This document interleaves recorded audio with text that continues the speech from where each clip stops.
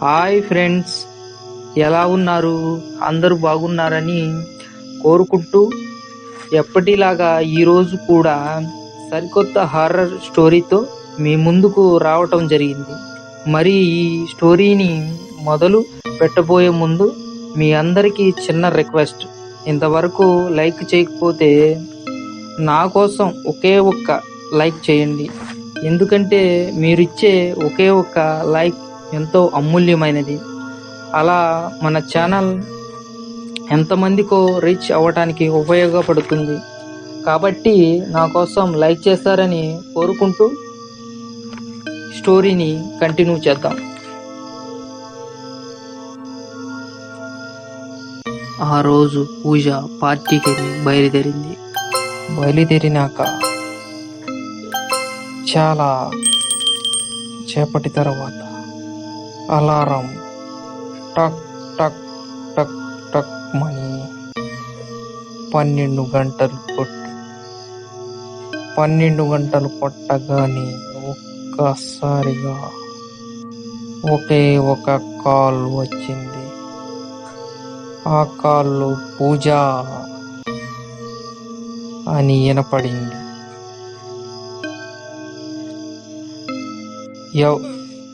ఏంటి వినపడట్లేదు? ఎవరు మీరు? అసలు ఎవరు? హలో హలో హలో అనుకుంటూ పూజ పార్టీ నుంచి బయటికి వచ్చింది. వచ్చి బయట హలో అంది. ఎవరు మాట్లాడాలి?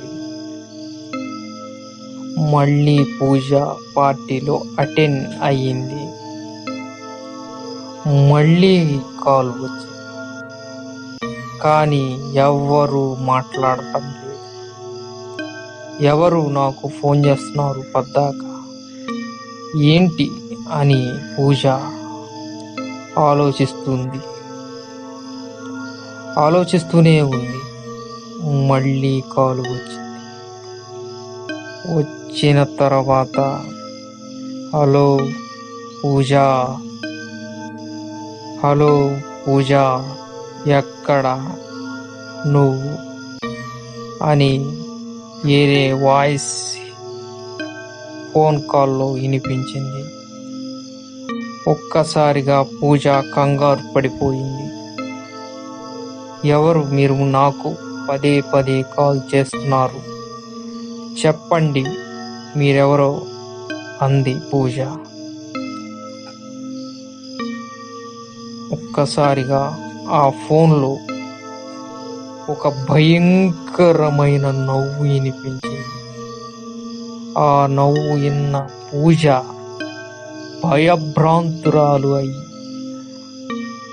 వణికిపోయింది. టైం ఓవర్ టైం అయ్యింది. నైట్.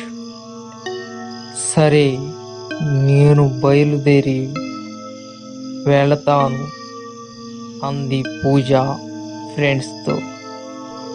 కారు దగ్గరకు వచ్చింది. కారు దగ్గర నీడ కనిపించినట్లుగా ఉంది, కానీ నా నీడే లే అని చెప్పి కార్ డోర్ తీసింది. కార్ డోర్ తీసిన తర్వాత కారులో ఎవరో కూర్చున్నట్లుగా కనిపించింది, కానీ మళ్ళీ చూస్తే కనిపించలేదు. లాక్ వేసున్న కారులో ఎవరుంటారు? ఇదంతా నా భ్రాంతి అనుకుంది పూజ. కార్ స్టార్ట్ చేసింది. హైవేలోకి ఎంటర్ అయింది. డీప్ ఫారెస్ట్ లోకి ఒక్కసారిగా ఎంటర్ అవ్వగానే కార్ లైట్స్ ఆఫ్ అయ్యాయి. పూజకు రోడ్ హైవే కనిపించక కారు అదుపు తప్పి పక్కనే ఉన్న ఆ చెట్టుకు గుద్దుకుంది. స్టీరింగ్ తగిలిన పూజ స్పృహ తప్పి ఆ స్టీరింగ్ మీదే పడుకునిపోయేసరికి భయంకరమైన ఒక్క శబ్దం బయట నుంచి వినిపించింది. ఆ శబ్దానికి స్పృహ కోల్పోయిన పూజ మేల్కొంది. మేల్కొంగానే ఒక్కసారిగా మళ్ళీ ఫోన్ మోగింది. ఫోన్ లిఫ్ట్ చేసింది పూజ. ఎవరు మీరు? పదే పదే నాకు కాల్ చేస్తున్నారు అని చెప్పి అడిగింది పూజ. వచ్చావా పూజ, వచ్చావా అని చెప్పి ఆ ఫోన్ కాల్లో ఒక విచిత్రమైన వాయిస్ వినిపించింది పూజకు. భయభ్రాంతురాలైన పూజ ఎవరన్నా హెల్ప్ చేస్తారేమో, ఎవరన్నా ఉన్నారేమోనని తిరిగి అంతా చూసింది. కారులో నుంచి దిగకుండా ఎవరు కనిపించలేదు.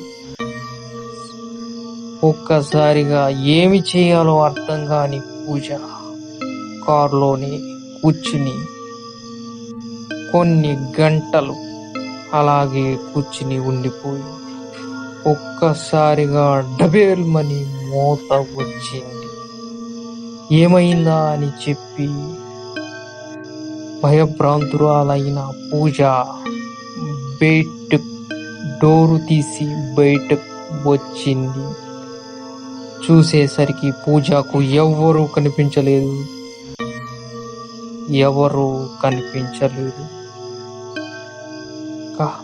ఒక్క నిమిషం వెనక్కి తిరిగి చూసింది పూజ.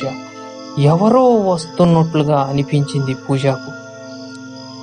ఎవరు ఇతను ఈ టైంలో ఇక్కడున్నాడు అని చెప్పి పూజ చూసింది అతన్ని. ఏమైంది మీ కారుకి అని చెప్పి ఆ వ్యక్తి అడిగాడు. నా కారు ఇట్ట అదుపు తప్పి డివైడర్ను ఢీకొట్టి ఆగిపోయింది అని చెప్పింది పూజ.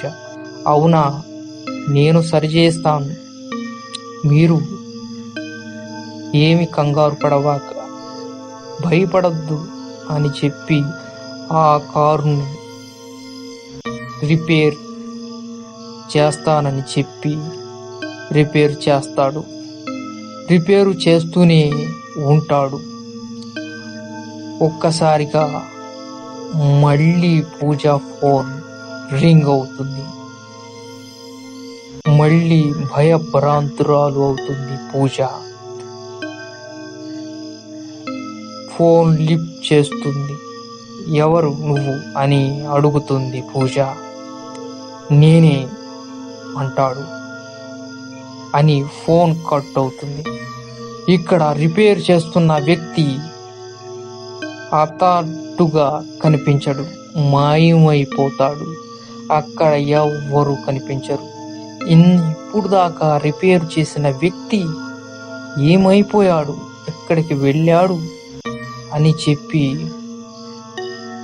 భయంతో ఏం చెయ్యాలో అర్థం కాక వెనక్కి తిరిగి చూద్దామంటే ఎవరో ఒక నీడ వెనకాల ఉన్నట్లుగా అనిపించింది పూజ. భయంగా వెనక్కు తిరిగి చూసింది. చూసేసరికి ఏదో ఒక రకమైన ఆకార నీడ అనేది కనిపించేసరికి కార్ డోర్ తీసి కారులో కూర్చుని కారు స్టార్ట్ చేస్తుంది. అదే వ్యక్తి కారు ముందరకి వచ్చి నుంచున్నాడు. కార్ లైట్స్ ఆన్ అయ్యాయి. ఒక్కసారిగా ఆ వ్యక్తి కారు ముందుకు వచ్చి నుంచున్నాడు. కార్ లైట్ ఆన్ అయ్యాయి. ఒక్కసారిగా ఆ వ్యక్తి మరలా కనిపించలేదు, మాయమైపోయాడు. భయంతో వణికిపోతున్న పూజ కార్ని స్టార్ట్ చేస్తూనే ఉంది. స్టార్ట్ చేస్తూ ఒక్కసారిగా స్టార్ట్ అయినట్టు అయి ఒక్కసారిగా యాక్సిలేటర్ దానంతటకదే, గేర్ దానంతటకదే పడిపోయింది. ఒక్కసారిగా జుమ్ముమని కార్ ముందుకు మూవ్ అయి ఒక వంతెన వైపుగా వస్తున్న ఒక చిన్న కారును ఢీ కొట్టింది. ఆ కారులో ఉన్న వాళ్ళు మొత్తం చనిపోయారు. దిగి చూసింది పూజ. ఆ కారులో ఉన్న వాళ్ళు మొత్తం చనిపోయి కనిపించారు. పూజ పరిగెత్తుకుంటూ వెళ్ళి మళ్ళీ ఆ కారులో ఉన్న వ్యక్తులు ఎలా ఉన్నారని చూసింది. కానీ అక్కడ ఆ కారు లేదు, అక్కడ చనిపోయిన మనుషులు లేరు. భయంతో అట్టుడికిపోయిన పూజ ఏమి చెయ్యాలో అర్థం కాక పరిగెత్తుకుంటూ వెళ్ళి స్పృహ కోల్పోయి రోడ్డు మీద ఫారెస్ట్లో పడిపోయింది. అటు నుంచి వస్తున్న ఫారెస్ట్